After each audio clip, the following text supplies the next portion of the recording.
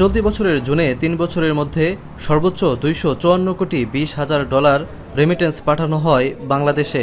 জুলাইয়ের শুরুতে এ ধারা অব্যাহত ছিল, তবে মাস শেষে জুনের তুলনায় রেমিটেন্স নেমে যায় প্রায় 25%। বাংলাদেশ ব্যাংকের তথ্যমতে জুলাইয়ে রেমিটেন্স পাঠানোর হার 10 মাসের মধ্যে সর্বনিম্ন। আগস্টের প্রথম 3 দিনে রেমিটেন্স যায় $9.5 কোটি। এর পরের 3 দিন স্থবির ছিল ব্যাংকিং কার্যক্রম। সরকার পতনের পর 10 আগস্ট পর্যন্ত 3 দিনে মোট রেমিটেন্স গেছে $38 কোটি।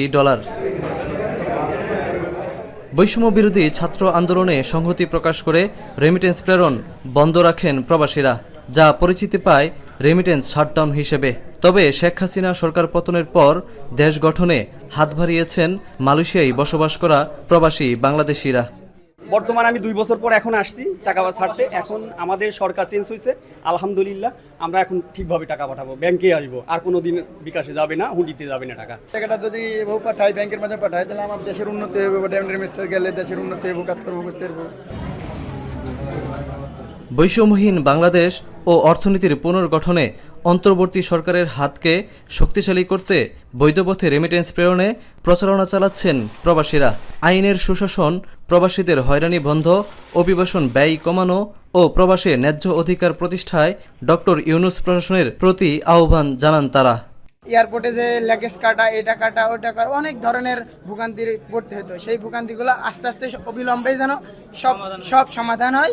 আমরা প্রবাসী যারা আছি, আমাদের দিক যেন দেখে দেশ যেটুকু ক্ষয়ক্ষতি হচ্ছে, আমরা রেমিটেন্স পাঠিয়ে ইনশাল্লাহ আবার ফিরে আনবো।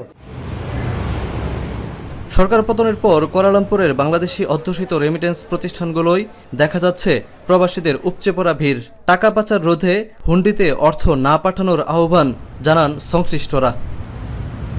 রাজনৈতিক পট পরিবর্তনে বাংলাদেশে বইছে পরিবর্তনের হাওয়া, আর সে হাওয়ায় ভর করে বৈধ পথে রেমিটেন্স পাঠিয়ে বাংলাদেশের অর্থনীতিকে সমৃদ্ধ করার প্রত্যয় মালয়েশিয়া প্রবাসীদের। ডক্টর ইউনূসের নেতৃত্বাধীন অন্তর্বর্তী সরকার হবে প্রবাসী বান্ধব, এমনটাই প্রত্যাশা তাদের। শাহরিয়ার তারেক, এখন মালয়েশিয়া। শিয়া বাটার ও ভিটামিন ই সমৃদ্ধ lily glam beauty soap. Lily, always beautiful.